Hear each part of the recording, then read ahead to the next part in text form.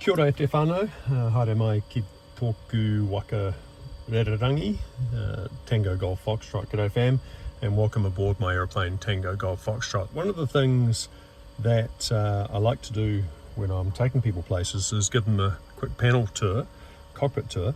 The problem with that is usually they're either enjoying the view outside or they're too scared to take anything in.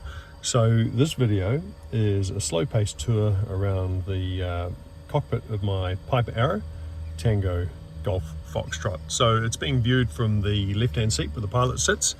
To the right of me there's a passenger seat, and behind us that you can't see are two more passenger seats. So let's just look at what's in front of us. Firstly, how do we steer the thing? Ignoring the iPad, this is the control column or yoke. Left rolls left, right rolls right, pull back, nose goes up, push forward, nose goes down. Controls are pretty much the same in any aeroplane for the last 100 years. In the middle, our power controls. We've got a throttle, that's just like on your lawnmower.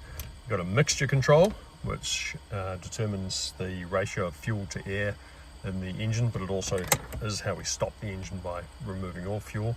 And an RPM or propeller control from low RPM to high RPM. So that's the engine controls.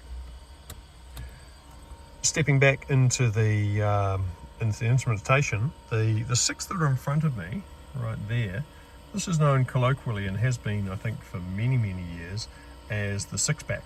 And again, this is one of those things that's unchanged in all but the most modern of aeroplanes, which might instead have just a big TV screen there in front of you.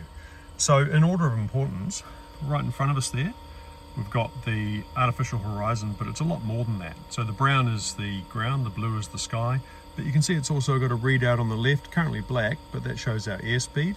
It's got a readout on the right that says 180, which is our altitude, and it's got a few interfaces with the autopilot, including top right, it says 10,000, because I've told it that 10,000 feet is where I want to go on this flight. Next down on the six-pack is the compass, basically. In this case it's a bit of a fancy compass, but it shows north, south, east and west like any compass, and you can see we're heading kind of northeast, 030. It's got a little adjustable bug so we can say where we'd like to go, and it also displays information from our navigation systems. So in this case it's showing me the direct route from here to our destination and the distance, which is 142 miles away. Elsewhere on the six-pack, we've got our airspeed indicator, top left, calibrated in knots or nautical miles per hour for historical reasons, and coloured arcs around the outside to tell us different aircraft limitations. Down on the left, a bit of a standby instrument, the turn and slip, tells us how fast the aeroplane is turning and whether or not it's in balance. Top right, altimeter, fat hand for thousands, skinny hands for hundreds, shows how high you are above sea level. This airfield is 200 feet above sea level, so that's why it's showing 200. Below that, the vertical speed indicator shows you whether you're going up or down and how fast. Then over on the right, a couple of important extras.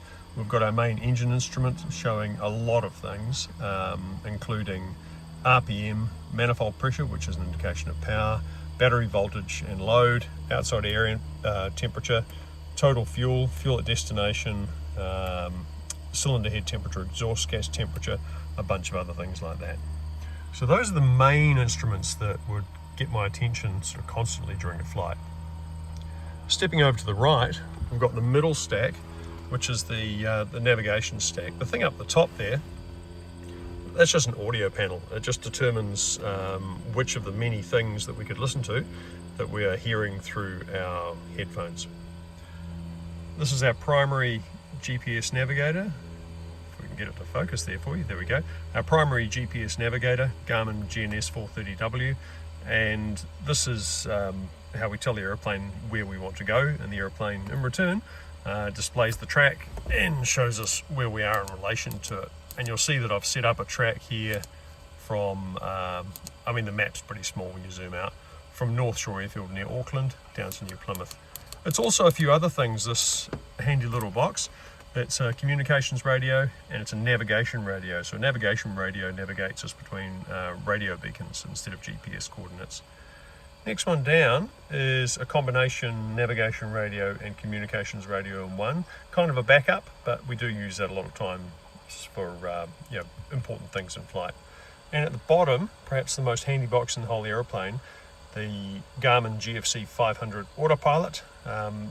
This is astounding technology. It's been out for about 5 years, only approved for the last 2 or 3 years for this particular aeroplane type. But for relatively low investment, it provides absolute top-end capabilities. This will fly the aeroplane in 3 dimensions, not legally all the way to the ground, but I'm sure it would go safely all the way to the ground, just leaving the pilot to do the final round out and power down. Absolutely amazing piece of kit. And the further you get from the pilot, the less regularly used are the things, I guess is the rule. The top thing there is the transponder. Tells air traffic control radar who we are, where we are, how high we are, that sort of stuff. These 2 boxes down here are just hour meters, so I can keep track on how long the engine and the airframe's been running. And then down the bottom, only when we need them or when we're checking them, a bunch of circuit breakers, just like you'd have on the circuit board in your house. If something has an overcurrent, the circuit breaker will pop. Conversely, if you want to disable something because it's playing up or it's on fire or whatever, in some cases you can pop the circuit breakers. So that's down there. So it kind of looks complicated, but like any cockpit, and I've flown in cockpits way more complicated than this, it all breaks down to pretty simple stuff. The stuff you need to know where you are and where you're going, the controls you need to fly the aeroplane, and the stuff you need to navigate. Hey, thank you for joining me on this tour. Maybe we'll do one airborne once I get some spare time to set up the in-cockpit video rig. Ka kite anō.